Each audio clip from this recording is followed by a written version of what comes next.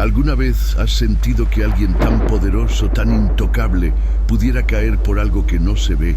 Que todo lo que ha construido, cada centavo y cada muro de orgullo, pueda desmoronarse, no por una persona, sino por algo que va más allá de lo humano.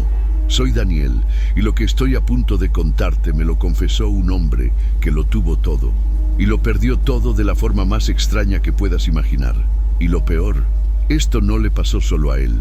Fernando Galván era el nombre más temido en los círculos de negocios de Monterrey. Multimillonario, dueño de empresas que movían millones de pesos, vivía por encima de cualquier regla y no le importaba lo que costara mantenerse en la cima. Creía que el mundo estaba a sus pies y que si algo se rompía, bastaba con comprar otro. Su vida se movía al ritmo de reuniones exclusivas, inversiones arriesgadas y decisiones que arrastraban a cientos. Su oficina estaba en lo más alto de la Torre San Jerónimo, con ventanas que le permitían ver la ciudad desde las alturas, como si fuera un dios moderno. Para él, la empatía era un lujo innecesario y la eficiencia, su religión. Aquel martes, mientras terminaba una llamada donde despidió a uno de sus gerentes con solo una palabra, su asistente Daniela entró con un recordatorio. Señor Galván, hoy por la tarde debe acudir al Panteón de la Esperanza para renovar la propiedad del mausoleo de su familia. Es obligatorio que usted firme en persona, dijo con cuidado, como si midiera cada palabra. Fernando hizo una mueca, como si hubiera probado algo amargo.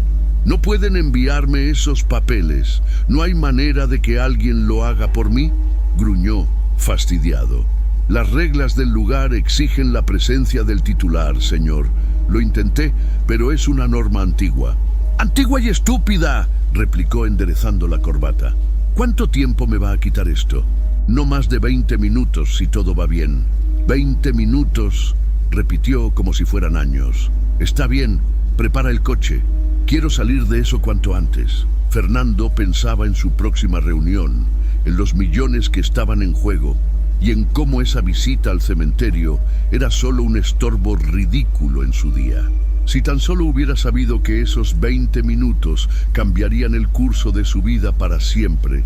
Si te gustan las historias de terror, suscríbete y activa la campana. Esto apenas comienza, y créeme, no querrás perdértelo. Mientras el auto negro avanzaba hacia las afueras de Monterrey, el cielo comenzaba a nublarse.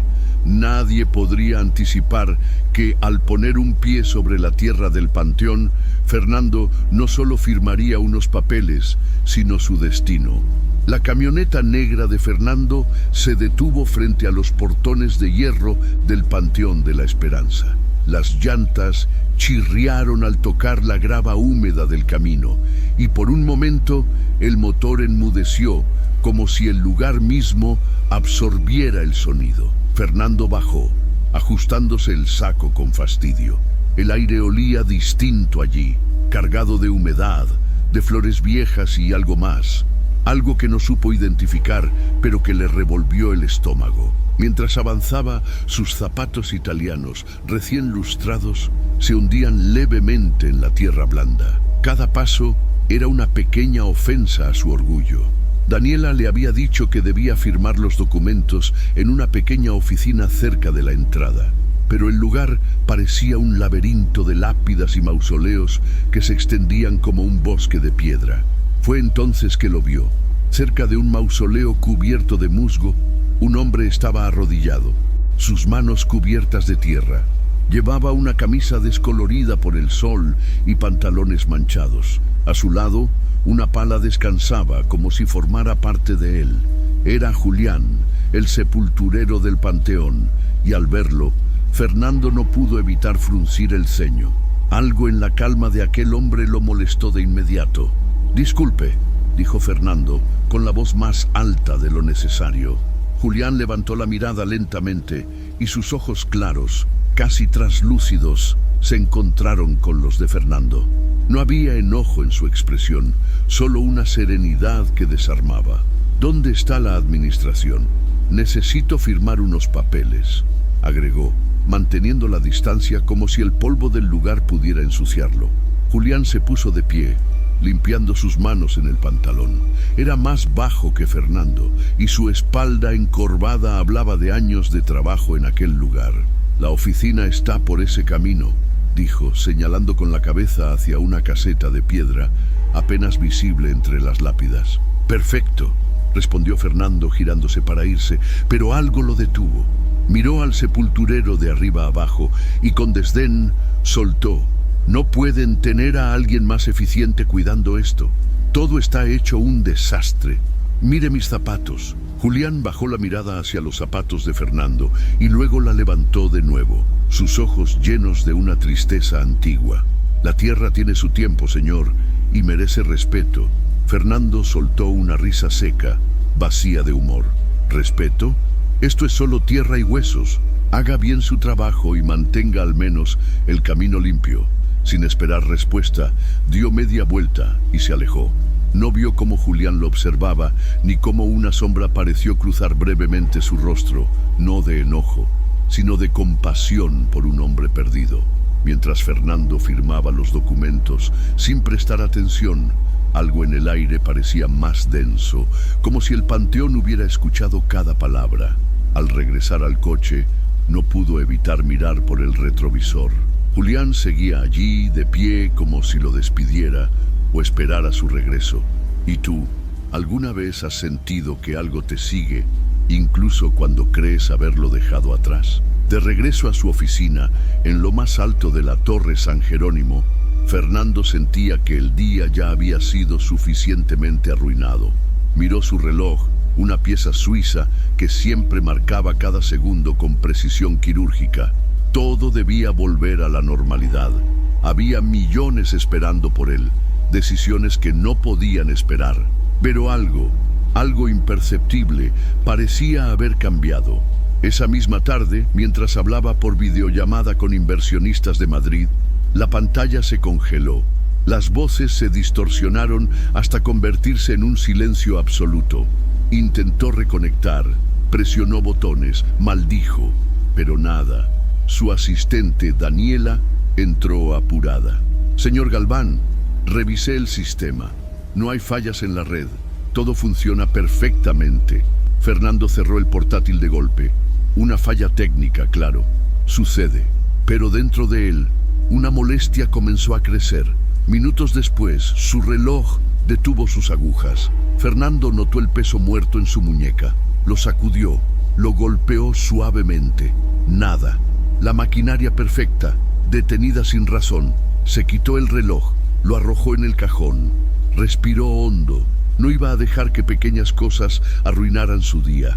Pero no fue la última. Mientras servía café en su máquina importada, la taza resbaló de sus manos. El líquido oscuro se derramó sobre documentos importantes, arruinándolos. Maldijo, limpió con furia, pero ya era tarde. Eran incidentes menores, pero inusuales. Una llamada caída, un reloj detenido, un café derramado, nada que no pudiera arreglarse. Pero, ¿por qué ahora? ¿Por qué juntos? Fernando no era supersticioso. Creía en el control, en los números, en la lógica. Pero esa noche, al mirar la ciudad iluminada desde su ventana, una imagen cruzó su mente sin permiso. El rostro de Julián, cubierto de tierra, con aquellos ojos claros, tan serenos. Sacudió la cabeza. No tenía tiempo para esas tonterías. Sin embargo, mientras apagaba la luz, el silencio en la oficina se sintió más profundo que nunca, como si algo esperara en la oscuridad, algo que él aún no podía ver. ¿Alguna vez has sentido que lo que empieza pequeño puede romperlo todo? Los días siguientes fueron un desfile de contratiempos. Lo que antes parecía estar bajo el dominio absoluto de Fernando comenzó a desmoronarse poco a poco, como si cada engranaje de su imperio decidiera dejar de girar. El acuerdo con una compañía energética en Guadalajara, que estaba casi firmado, se vino abajo sin razón aparente. La otra parte, que hasta hacía poco mostraba entusiasmo, de repente empezó a dudar, a retrasar reuniones, a poner obstáculos ridículos. «No es normal», murmuró Fernando, leyendo los correos en su teléfono. «No puede ser». Pero era solo el comienzo. Un informe de sus analistas mostró que una inversión clave, considerada la más segura de todas, había empezado a perder valor rápidamente. Nada en el mercado explicaba esa caída. Intentó contactar con sus asesores, pero las respuestas eran vagas, evasivas. La tensión se acumulaba, su agenda se llenaba de problemas y cada intento por resolverlos parecía abrir nuevos frentes de batalla.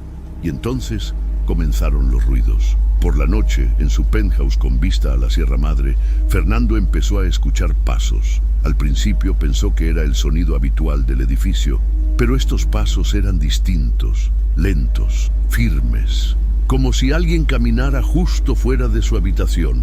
Al levantarse para verificar, no encontró nada, ni una puerta abierta, ni señales de intrusos, solo silencio. Un silencio que, lejos de tranquilizarlo, le pesaba en el pecho.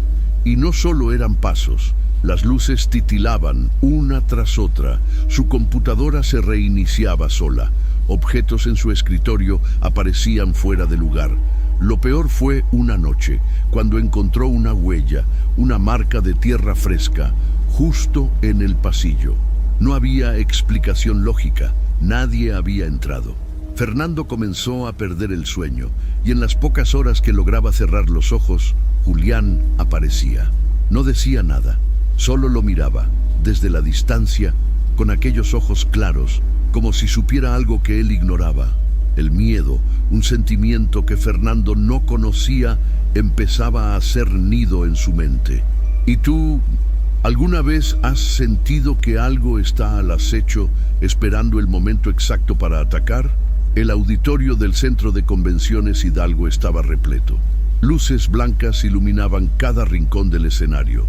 Y en el centro, como siempre, Fernando Galván, vestido de negro impecable, proyectaba la imagen del líder invencible. Era su gran regreso, su oportunidad de demostrar que seguía siendo el amo del juego, que nada podía derribarlo. Detrás de él, una pantalla gigantesca mostraba gráficas, planos, cifras millonarias. Presentaba su nuevo proyecto, un complejo inmobiliario que prometía transformar la zona industrial de Monterrey. La gente escuchaba atenta, hipnotizada. Fernando sonreía. Por fin, algo salía bien. Pero justo cuando iba a revelar la pieza central del proyecto, la imagen se desvaneció. Primero, una distorsión en las esquinas de la pantalla, luego un parpadeo y finalmente oscuridad total. Fernando se giró desconcertado. ¿Qué está pasando?, susurró, mientras la audiencia murmuraba. Un técnico se acercó por el costado, haciendo gestos, intentando reiniciar el sistema. Fernando tragó saliva, forzando una sonrisa. Disculpen, parece que tenemos un problema técnico. Solo un momento. Pero los minutos pasaban. El silencio se volvía pesado. Cada segundo sin imagen era una grieta en su fachada perfecta. Entonces, su teléfono vibró. Lo sacó del bolsillo, esperando cualquier cosa menos lo que estaba a punto de escuchar. «Señor Galván», la voz de Daniela era un hilo tenso. «Salió una noticia, un reporte fiscal filtrado. Dicen que hay pruebas de fraude en proyectos antiguos». El mundo se detuvo. Fernando sintió que el auditorio se volvía borroso. Levantó la vista y vio rostros cambiando. Algunos ya leían en sus móviles. Otros lo miraban fijamente, como si lo vieran por primera vez. «No, eso no puede ser», murmuró, pero las palabras no tenían fuerza. No sabía si fue el apagón de la pantalla, la noticia o la mezcla de todo, pero en ese instante supo que algo más estaba actuando. Algo que no entendía, pero que lo golpeaba donde más dolía: su orgullo. Salió del escenario, ignorando las preguntas, los flashes, el murmullo creciente. Afuera, el cielo de Monterrey parecía más oscuro, como si la noche hubiera caído de golpe. Subió a su coche, pero no arrancó. Se quedó allí en silencio, con la respiración agitada. Por el espejo retrovisor creyó ver algo, una figura a lo lejos en la acera. Parpadeó, nada, pero dentro de él la certeza crecía. No era una coincidencia, no eran errores técnicos, había comenzado algo, algo que no podía detener. Y si aquello que ignoramos siempre encuentra la forma de volver. Después de aquella noche, Fernando ya no era el mismo. La noticia del supuesto fraude se esparció como fuego en un bosque seco. Los titulares lo llamaban el coloso caído de Monterrey. Su imagen, una vez sinónimo de éxito, ahora adornaba las portadas con palabras como escándalo, engaño y traición. Los bancos, que antes le abrían las puertas con alfombra roja, ahora le pedían explicaciones. Sus socios, que lo buscaban para cerrar tratos, no contestaban sus llamadas. Su círculo íntimo desapareció, como si nunca hubieran estado allí, y en su casa las cosas se tornaban aún más oscuras. Las noches eran un tormento. Ya no eran solo pasos, ahora escuchaba susurros, frases incomprensibles, como si alguien hablara desde detrás de las paredes. Las luces parpadeaban con más fuerza, objetos caían sin razón. Una vez encontró su retrato, aquel que colgaba en la entrada, destrozado en el suelo. Nadie había entrado, pero algo o alguien lo había hecho. Fernando intentó mantener la cordura, contrató técnicos, cambió las cerraduras, revisó cada rincón de su penthouse. Nada, todo seguía igual, o peor. Y entonces lo recordó. Aquel día, aquel lugar, las palabras de Julián, el sepulturero. La tierra tiene su tiempo, señor, y merece respeto. Una frase que en su momento le pareció absurda, pero que ahora retumbaba en su mente como un eco maldito. ¿Será posible?, se preguntó en voz alta, mirando el reflejo cansado en el espejo. Pero no quería creerlo. No podía. Su mundo siempre se basó en lógica, en resultados, no en supersticiones. Sin embargo, cada día que pasaba, algo se llevaba una parte de él. Sus negocios, su salud, su sueño y algo más, su alma. Una madrugada, mientras intentaba trabajar en silencio, escuchó un ruido diferente. No eran pasos ni susurros. Era como si algo arrastrara por el pasillo. Se levantó, con el corazón golpeando en el pecho, y caminó lentamente. Allí, en la alfombra, una marca, como si alguien hubiera pasado, dejando un rastro de tierra mojada. Fernando cayó de rodillas. No era posible. No podía ser real. ¿Qué quieres de mí?, gritó al aire, al silencio, a lo que fuera que estuviera allí. Pero no hubo respuesta. Solo la sensación, fría y cortante, de que había cruzado una línea y que volver no sería tan fácil. Y si no es lo que pierdes, sino lo que descubres cuando ya no tienes nada. No quedaba nada. Fernando, el hombre que una vez dominó Monterrey desde las alturas, ahora caminaba por sus calles como un desconocido, sin coche, sin escoltas, sin poder. Había vendido su penthouse, su empresa estaba en ruinas y las deudas lo asfixiaban. Dormía en un pequeño apartamento alquilado donde el silencio ya no era un lujo, sino una condena. Cada noche los susurros seguían, las sombras lo visitaban y siempre, siempre veía a Julián en sus sueños, ya no como una figura lejana, sino como un recordatorio constante de lo que había comenzado. Fue entonces cuando lo entendió. Todo había empezado ahí, en aquel panteón, en aquel momento de desprecio, de arrogancia. Tengo que volver, susurró una mañana, mirando la ciudad desde una parada de autobús. El viaje hasta el Panteón de la Esperanza fue largo, no por la distancia, sino por el peso que cargaba. Cada paso, cada mirada curiosa de la gente era una herida abierta. Ya no era el Fernando que todos conocían. Ahora era solo un hombre roto, buscando respuestas en un lugar que una vez despreció. Al llegar, el aire parecía más denso, pero no como antes. No era hostil, era expectante, como si el lugar supiera que él regresaba, no como rey, sino como penitente. Caminó lentamente, con respeto. Las lápidas ya no le parecían frías piedras, sino testigos mudos de algo más grande, algo que él nunca había querido ver. Y entonces lo vio, Julián, arrodillado junto al mismo mausoleo, cuidando un pequeño jardín de flores silvestres. El tiempo no parecía haber pasado por él. Fernando se acercó, con el corazón latiendo como un tambor en sus oídos. «Julián», dijo la voz quebrada, yo necesitaba verte». El sepulturero levantó la mirada sin sorpresa, como si ya supiera que Fernando vendría. «He sido un necio. Te traté mal, a ti, a este lugar. Creí que podía controlarlo todo, que nada me alcanzaría. Pero me equivoqué. Todo lo que he vivido, todo lo que he perdido, siento que empezó aquí». Las palabras salían solas, cargadas de culpa, de verdad. «No sé si sirve de algo, pero lo siento, de verdad». Julián lo observó. No había juicio en sus ojos, solo una calma profunda. «La tierra escucha, don Fernando», dijo finalmente, «y perdona a quien se arrepiente. Nada más, ningún reproche, ninguna promesa, solo esas palabras que resonaron como un bálsamo en el aire pesado». Fernando sintió que algo dentro de él se liberaba, como si una cuerda invisible que lo apretaba desde hacía meses se soltara de golpe. No sabía si todo cambiaría, no sabía si el tormento terminaría, pero por primera vez sentía alivio. ¿Y tú? ¿Qué harías si supieras que solo el perdón puede detener lo que has desatado? Volver del panteón no fue un viaje de redención instantánea. No hubo luces ni milagros.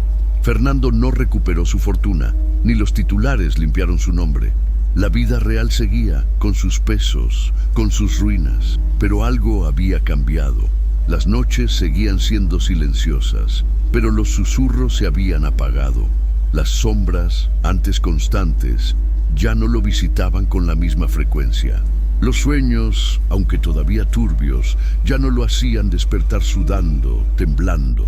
Julián seguía apareciendo a veces, pero su rostro ya no era severo. Solo lo observaba como un viejo guardián. Fernando encontró trabajo en una pequeña consultora, un lugar donde nadie lo conocía, donde su apellido no abría puertas. Allí, por primera vez, escuchó más de lo que hablaba. Ayudaba en lo que podía, sin imponer, sin mandar. Vivía en un departamento modesto, en una colonia sencilla. Usaba el transporte público, caminaba por calles que antes jamás hubiera pisado, y en ese andar descubrió rostros, historias, detalles que siempre había ignorado. No era feliz, no aún, pero había una calma, una sensación de que, aunque no pudiera cambiar el pasado, podía vivir con él. La investigación fiscal, aquella tormenta que casi lo destruye, comenzó a diluirse.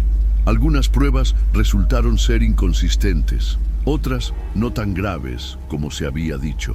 Los medios dejaron de hablar de él, encontraron nuevas víctimas, pero Fernando no buscaba volver, no quería reconstruir su imperio, quería entender lo que le había pasado y sobre todo quería respetarlo.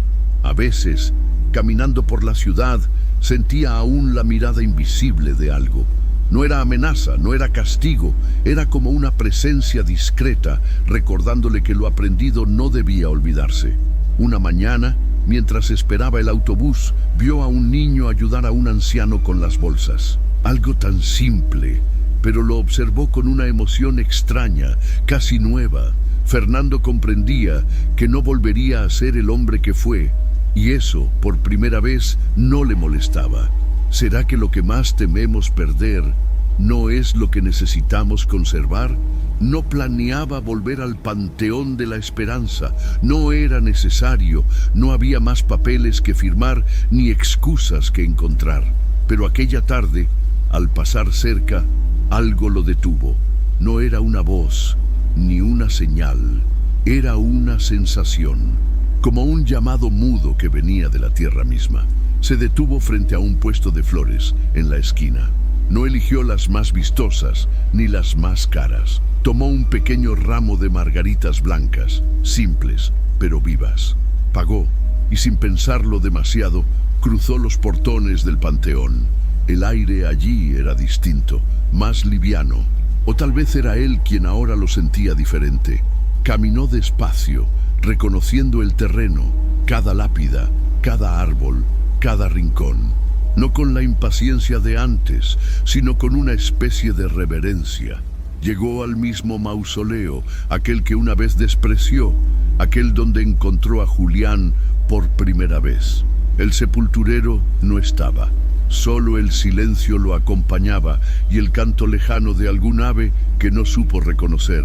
Se arrodilló sin importarle que el pantalón se manchara y colocó las flores junto al cantero que Julián cuidaba con tanto esmero.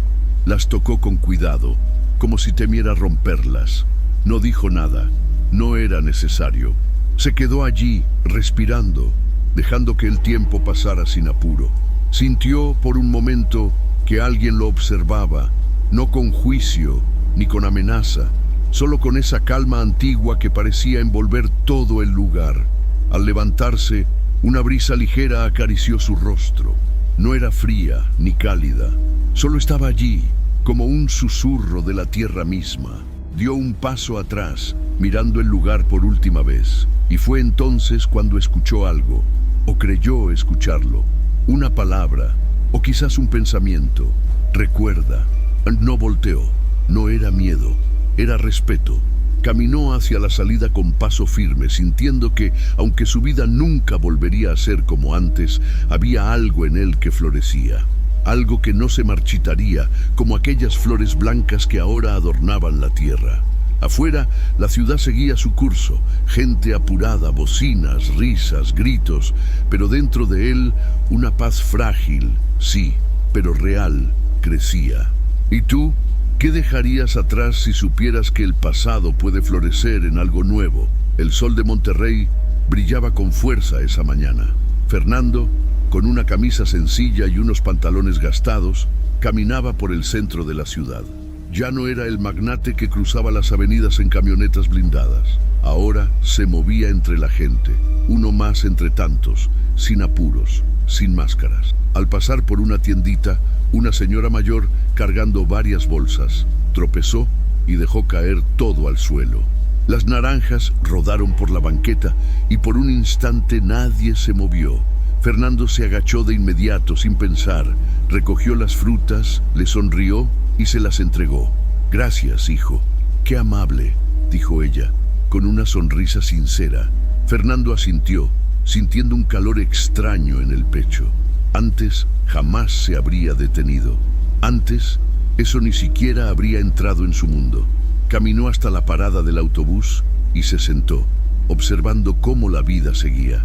Ya no tenía imperios ni proyectos millonarios, pero tampoco tenía esa carga que lo aplastaba, ese vacío que nunca pudo llenar con dinero. Ahora, su riqueza estaba en esos momentos simples, en un saludo, en una ayuda, en una flor. A veces por las noches aún soñaba, no con edificios ni con contratos.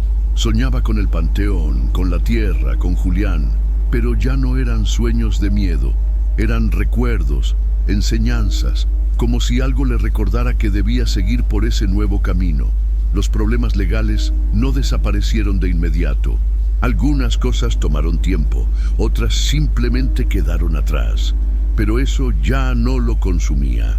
Había aprendido a vivir con las cicatrices, a entender que no todo se controla, que no todo se compra. Una tarde, mientras miraba el atardecer desde su ventana, se sorprendió sonriendo.